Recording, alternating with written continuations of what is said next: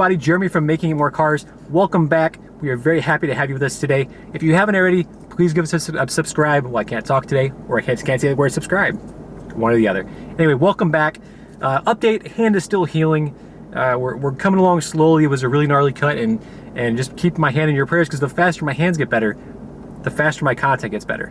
So again, thanks for joining us. I want to jump right into the subject at hand today. We're talking about a vehicle that is quite frankly one of my favorite vehicles, hands down. Over the last 3 years, I've driven a lot of really cool cars, but this one I just keep coming back to it. There's just something about the design, the performance. We're talking about the 2020 Lexus LC500. So let's jump right in.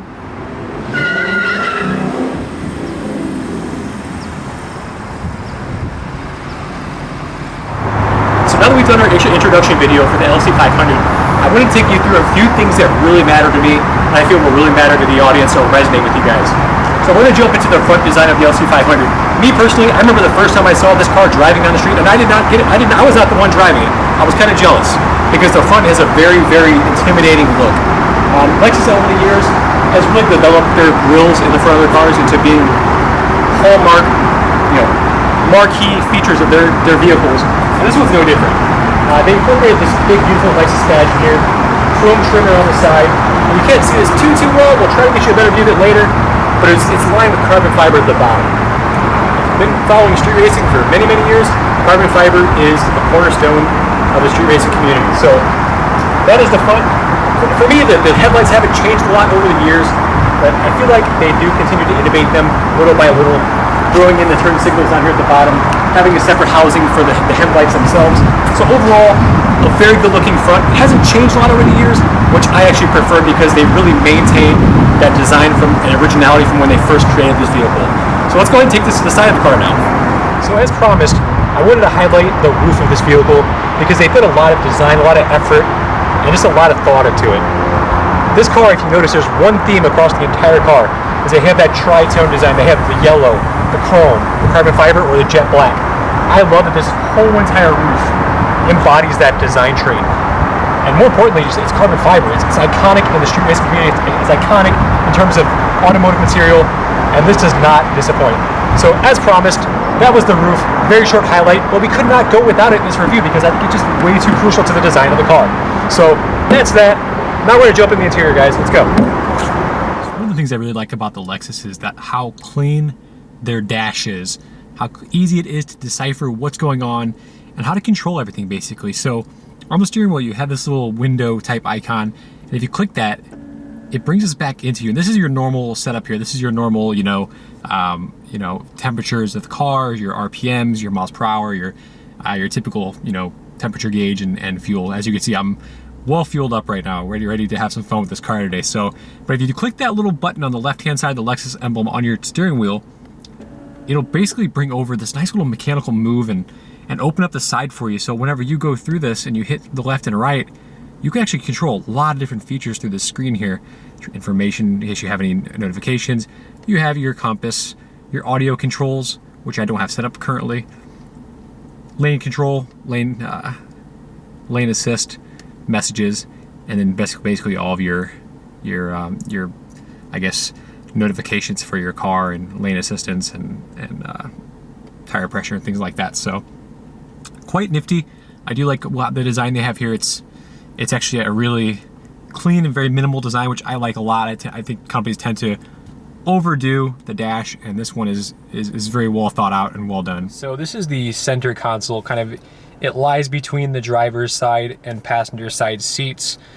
It essentially controls all of your media, menus, maps. You have a map button, menu button, back button, and then you have your trackpad here. It's kind of just like a really cool, if you ever use like a MacBook Pro or Air, the trackpad that you can kind of sense when it sinks in when you click it.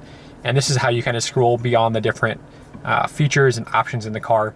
You could hit it down, going like for mine, for instance, I have Spotify here. I can control, it's all being controlled on the screen right now. So fantastic setup, big volume button.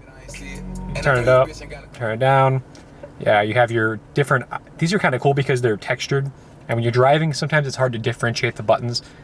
This is actually, let me give you guys a better view here of this.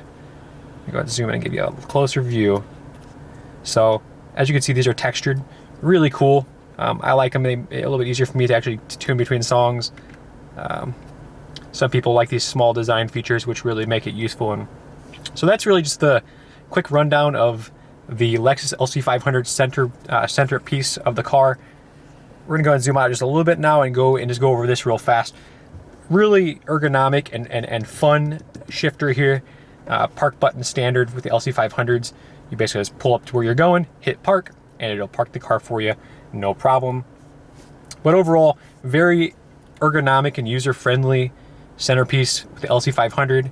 I like that there's a handle right here. I mean, when the car goes fast and your passenger just doesn't have what it takes, they need to grab onto something, I'd imagine that's what that's for. So that's the centerpiece, folks. Moving along. So this is our view under the LC500's hood, 2020 here, guys.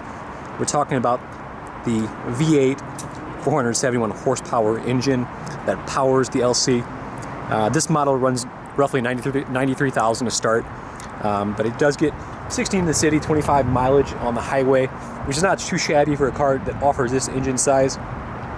One thing I really like about this vehicle is they do offer a really clean kind of one-piece engine core here, which it looks really nice. They did something up here with some kind of like faux carbon fiber, which is also really cool. But one thing I wanted to call out is this vehicle is when you pop this hood, it's hydraulic. So once you pop it up, it does all the work for you. When you want to do work on it, when you want to change the oil, anytime you just want to pop it up and show off your engine.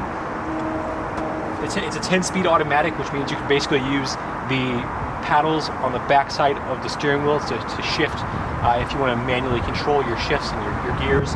Otherwise, folks, this is your 471 horsepower, 10-speed V8 that powers the LC500. All right, so I like you guys, and it's been fun talking cars with you today, but it's time for the rubber to hit the road. Thanks for watching again. Give us a subscribe if you guys like what you see. Drop a comment, a suggestion on what you would like to see us do differently. Until next time, I'm about to go cruise. See y'all later.